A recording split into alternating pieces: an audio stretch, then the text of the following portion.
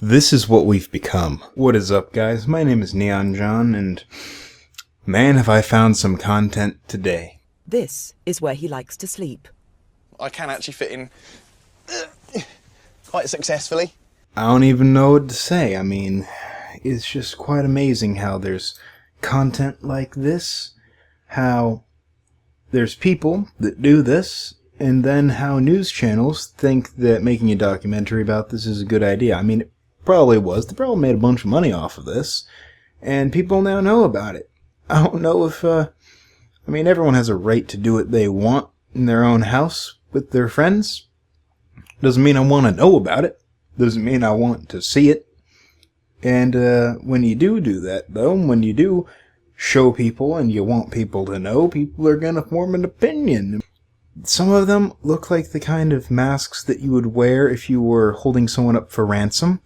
You didn't want to show your face and you didn't want to just have like a shirt over your face. So you decided to compromise and go with a dog head. It's bizarre. It doesn't look comfortable. But then, I mean, you can shuffle around. You can make yourself a different shape and curl up differently. Swap the corners. Go to the opposite side. It looks bijou, but actually there's a lot more space in here than you really think. I don't understand why he has to have a cage to sleep in. Like, I get he's a puppy and all that, but puppies can sleep on beds as well. That's not a big deal, you know? Like, most people don't really keep their pets in a cage, I don't think. I mean, that's just something I think he's going on.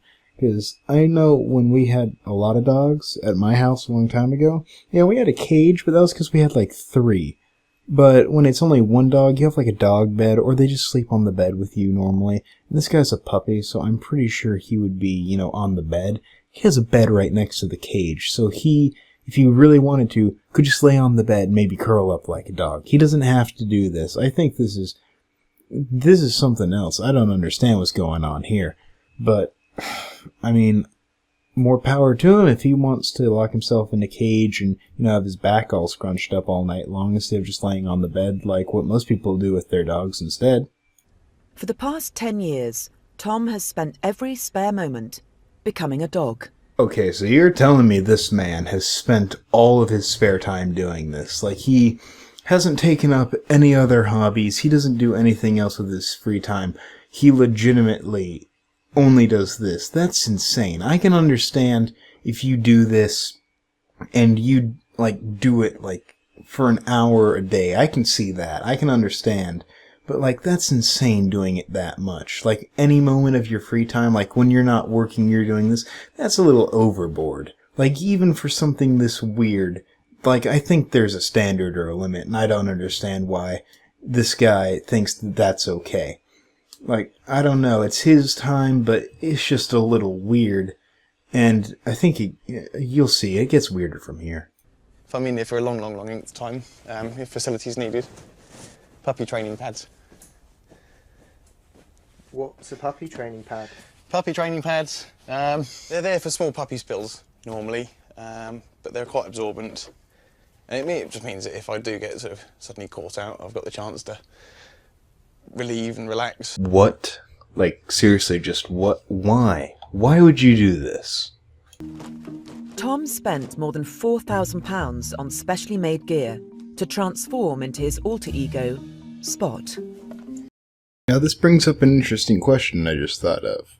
If he spent around the equivalent of $6,000 US on a latex suit, how rich are the companies that make these things? Because I don't know how expensive latex is, or whatever kind this is, but I'm pretty sure it isn't $6,000 worth. I think that's just because no one else except for these companies that can afford to do it can do it.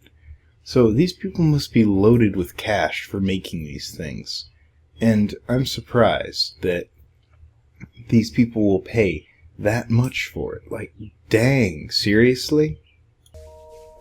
Tom keeps his puppy gear at his friend Rachel's house.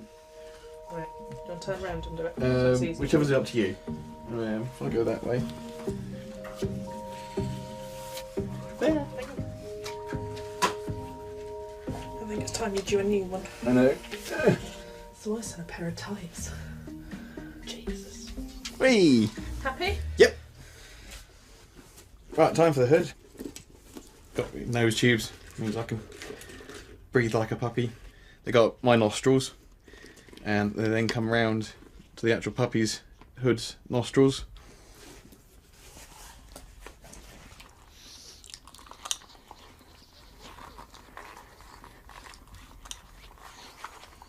Now they're in there.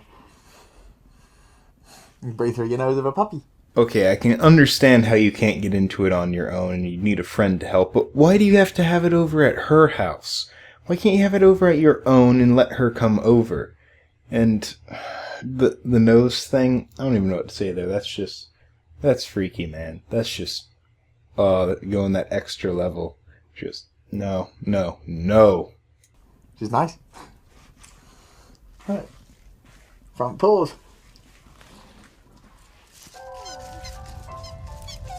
So imagine that you're on the SWAT team, and you have to get into this guy's house. This is the first thing you see. I'd be wanting extra payment. Like, SWAT teams already are paid a lot when they're on call, but I'd want more. Like, this is beyond weird. It's just, what would you do in this situation if you saw this person, like, in your house doing this with your dog's chew toys? I don't know. Like, it's freaky. This is something out of a horror movie. Like American Horror Story times 10. I'm a Dalmatian. They want to be on the go all the time. They're an active animal. Do theatre work, so I sort of hide in the dark, do the sound and the lights and that kind of thing. I don't want to be seen at work. I don't want to be seen in the public eye, but as my pup life, I want to be the centre of attention. For me, cosplay. I'll give the man respect. This is something he does in private. He doesn't go out in public and do this or anything, so I'm glad he does that, keeping it to himself, not getting around anyone like, children or others who are uncomfortable with that. Something like that. Keeping it out of the private or public eye. Making sure that it's something where no one else is involved or affected by it but him and the people that want to be affected by it. I can respect a man for doing that. And so what kind of things do you do dressed as spots? If you do a demonstration of the sorts of things that you do as you are as Spot? We go for walks, sometimes out sort of around the town, or sometimes out into the woods and out of the way. Depends on if you're. Sometimes it's easier when you've got a group of you around to go out into sort of the more public locations because it's a bit more sort of security in numbers. But I don't feel too shy to do it myself anyway. To go for walks, you've got things like tennis balls and there's sort of chew toys to play with and see if I can do it for you. Oh. But this isn't even the best part. The best part is when he goes into his self-evaluation and figuring out what he wanted to do with his life and how he got into this. And it's quite a moving speech is what he gives about how we got into this and everything. Lovely to see you both. Thank you very much indeed for coming in today. Why? It's a means of it being able to escape from life, get away from the sort of day-to-day busyness that you sort of live in, and just have a chance to chill and relax and have fun with the sort of simple things of life like a chew toy or sort of hair scritches and that kind of thing. So a chance to unwind, chill and clear the mind, really. But why not yoga? Why not meditation? I don't quite know, to be honest. It's just what I've sort of ended up building up as a reputation for myself to be. And how does that build up? I mean, where do you go from? Well, how do you get to this? Because your normal job, you're a sound and lighting technician at a theatre. You don't really like being in the spotlight. No, that's very true. So, how did I get to it? It came about because we sort of saw the sort of costume on the internet on eBay, and purchased that one, and from there it sort of became like a sort of an alternative ego, sort of a chance to dress up and role play. You do it as a child, and why can't we do it as adults, really? And this is something that consumes you. You say that when you are a puppy, that's what you think about. You think in the when you're into it, you're into a sort of an area, sort of headspace. Your mind has gone right down into being a puppy. You're you ignore what's going on around you from the point of view of humanity, human life in the sense of money and food. So he has no idea why he's doing this versus something else that he could do with his time. Other than the fact that the way he found out about this and started doing this was he saw a costume online. That's what got him into this.